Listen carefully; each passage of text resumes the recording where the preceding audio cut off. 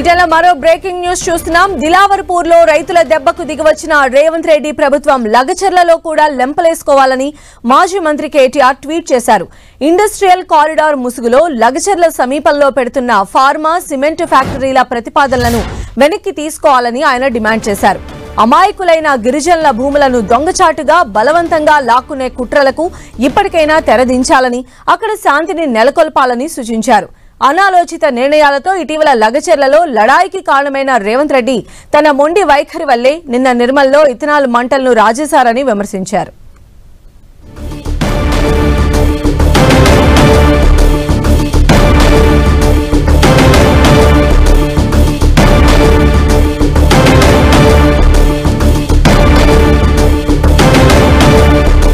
దిలావర్పూర్లో రైతుల దెబ్బకు దిగివచ్చిన రేవంత్ రెడ్డి ప్రభుత్వం లగచర్లలో కూడా లెంపలేసుకోవాలని చెప్పి మాజీ మంత్రి కేటీఆర్ చేసిన ట్వీట్ మనం చూస్తున్నాం. ఇండస్ట్రియల్ కారిడార్ ముసుగులో లగచర్ల సమీపంలో పెడుతున్న ఫార్మా, సిమెంట్ ఫ్యాక్టరీల ప్రతిపాదనలను వెనక్కి తీసుకోవాలని ఆయన డిమాండ్ చేశారు.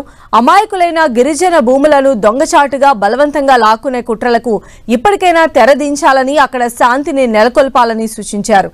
అనాలోచిత నిర్ణయాలతో ఇటీవల లగచర్లలో లడాయికి కారణమైన రేవంత్ రెడ్డి తన మొండి వైఖరి వల్లే నిన్న నిర్మల్లో ఇథనాల్ మంటలను రాజేశారని విమర్శించారు.